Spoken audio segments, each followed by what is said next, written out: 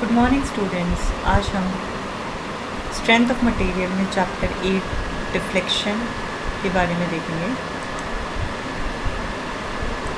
तो डिफ्लेक्शन के बारे में जानने से पहले हमें पता होना चाहिए कि बीम्स क्या होती है। Introduction to beams.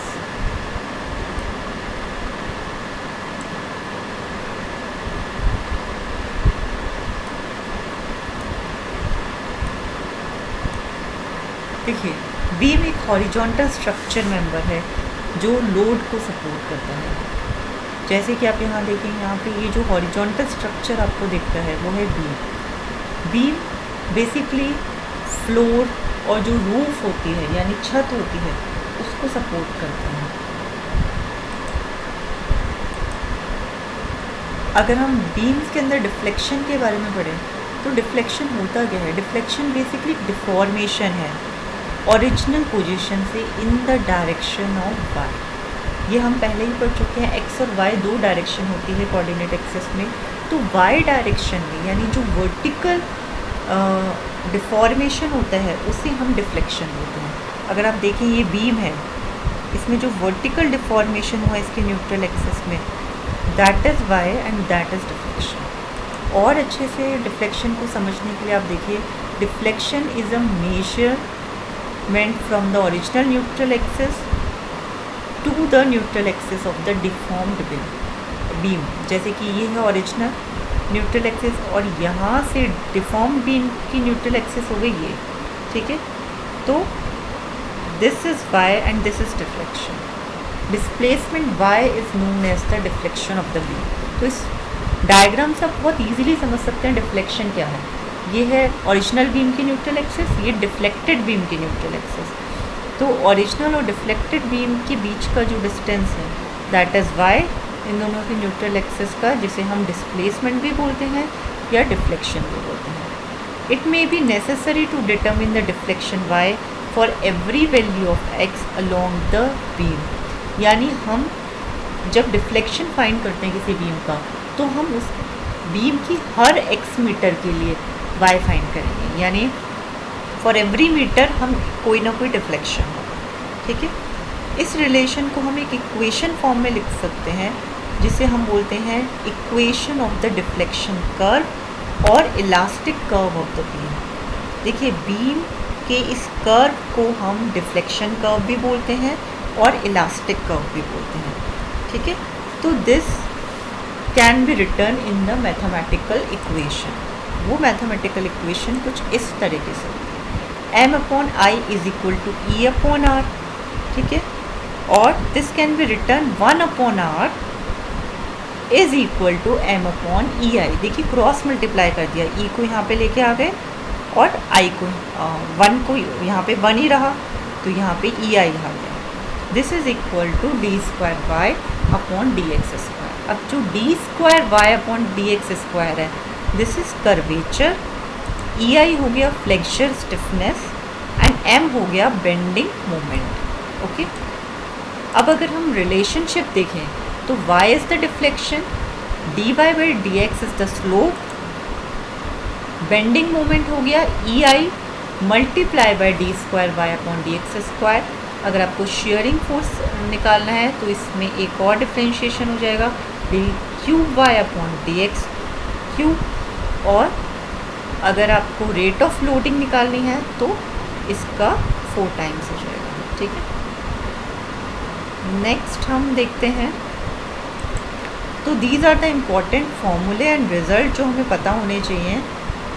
जैसे बेंडिंग इक्वेशन का हमने अभी देखा, फिर differential equation, slope equation, deflection equation के, तो ये हम अभी देख चुके हैं।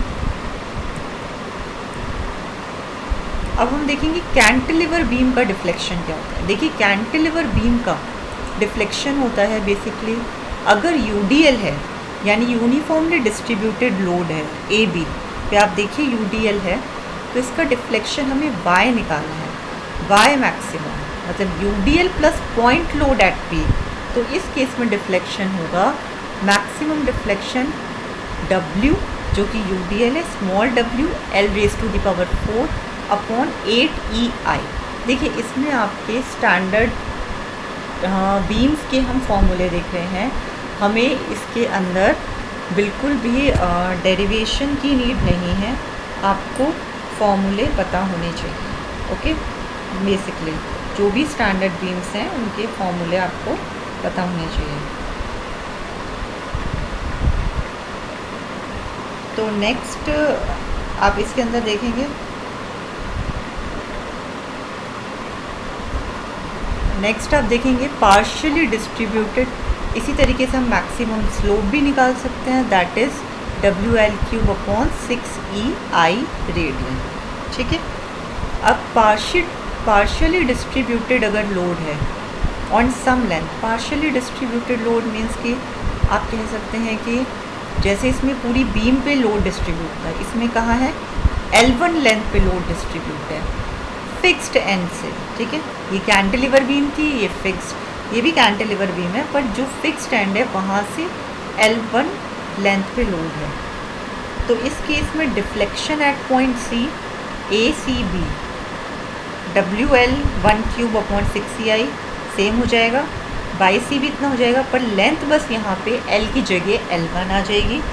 IB = IC इज़ इक्वल, क्योंकि यहाँ पे कोई भी लोड नहीं है, तो जो स्लोप IC का होगा वही IB का होगा, और YB हो गया आपका 10। ठीक है, ATI + L1³ और L - L1, इस L में से L1 माइनस कर देंगे तो B का आ जाएगा।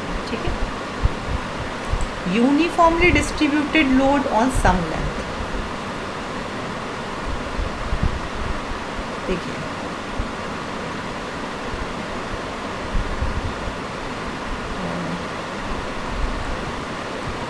UDL on some length from the free end. अब अगर फ्री एंड से UDL की हम बात करें, ठीक है, कैंटिलीवर पे, अब आप देखिए फ्री एंड से UDL है, इससे पहले वाले में हमारा फिक्स्ड एंड से UDL था, अब फ्री एंड से UDL है। तो फ्री एंड से UDL के केस में अगेन अगर आप देखिए स्लोप एट B कितना हो जाएगा WL³/6EI माइनस कैंटिलीवर का स्लोप होता यही है WL³/6EI। अब आप लोड कहाँ से कहाँ डिस्ट्रीब्यूट है उसके बेस पे हम इसे माइनस और प्लस कर रहे हैं। जैसे इसमें L में से L1 माइनस कर देंगे तो ये वाली लेंथ मिलेगी, इसलिए हमने इस तरीके से किया है। YB क्या हो गया, स्लोप एट B। ठीक है, then cantilever with point load at free end, this is the new case. अगर कैंटिलीवर फ्री एंड पे है, सॉरी कैंटिलीवर के फ्री एंड पे पॉइंट लोड है W, उस केस में आप क्या करेंगे WL², स्लोप एट B कितना होगा अपॉन WL²/2EI, और डिफ्लेक्शन एट पॉइंट B हो गया WL³/3EI। ठीक है, इसी तरीके से कैंटिलीवर अगर पॉइंट लोड एंड पे नहीं है, यानी कि कहीं फ्री एंड से सॉरी फिक्स्ड एंड से किसी लेंथ पे है, जैसे कि यहाँ पे दे रखा है कैंटिलीवर L1 लेंथ पे है एट पॉइंट C, इस केस में हम C पे स्लोप और C पे डिफ्लेक्शन निकालेंगे, जो कि होगा C पे स्लोप होगा WL1²/2EI, और स्लोप होगा WL1²/2EI, और डिफ्लेक्शन होगा WL1³/3EI। इसी तरीके से हम सिंपली सपोर्टेड बीम की अगर बात करें, तो सिंपली सपोर्टेड बीम में पॉइंट लोड, जैसे AB एक सिंपली सपोर्टेड बीम है, पॉइंट लोड अगर मिड पे लग रहा है तो IA यानी IA और IB हम दोनों निकालेंगे। ठीक है, IA और IB यानी स्लोप एट A और स्लोप एट B, क्लियर। तो वो होगा आपका दिस WL²/16EI और WL²/16E। ठीक है, YC क्या होगा, देखिए सिंपली सपोर्टेड बीम के केस में डिफ्लेक्शन हमेशा मिड पे मैक्सिमम होगा, इसलिए C पॉइंट पे जहाँ पे पॉइंट लोड एक्ट हो रहा है वहाँ पे maximum deflection and that is WL³/48EI। ठीक है, इसी तरीके से एसेंट्रिक पॉइंट पर अगर सिंपली सपोर्टेड बीम पे पॉइंट लोड लग रहा है तो आप कैसे निकालेंगे?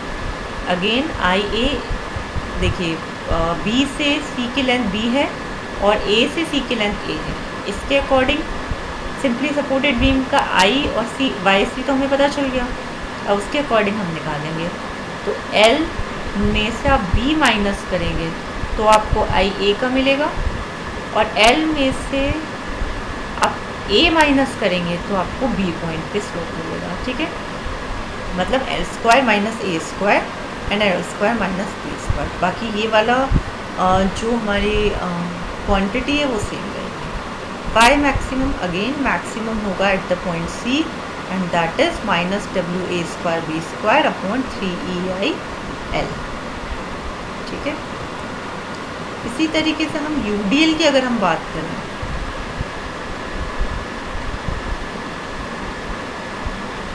UDL through out is span. देखिए अगर हम यूडीएल की बात करें तो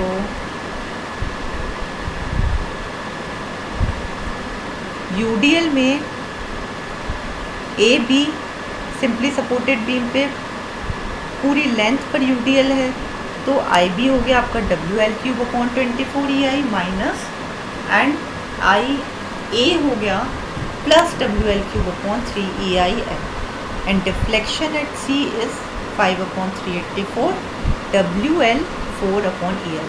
तो अपने सिंपली सपोर्टेड बीम में हमने सिंपली सपोर्टेड बीम के अंदर भी 3-4 केसेस देख लिए हैं। ठीक है, तो ये है डिफ्लेक्शन ऑफ बीम, यानी आप बीम के अंदर अगर आपको डिफ्लेक्शन देखना है तो आपको डिफ्लेक्शन सबसे पहले पता होना चाहिए, that is why I is the slope. ठीक है, कोई भी बीम है उसका अगर डिफ्लेक्शन होगा तो उसका स्लोप भी होगा। दूसरा, आपको इस चैप्टर के अंदर जो स्टैंडर्ड बीम्स हैं with low point load and UDL, उनकी सबके डिफ्लेक्शन और स्लोप के फॉर्मूले लर्न होने चाहिए। ठीक है, क्योंकि इनमें कोई डेरिवेशन नहीं है, ये सिर्फ सीधे फॉर्मूले हैं जो आपके न्यूमेरिकल्स में लगेंगे। क्लियर?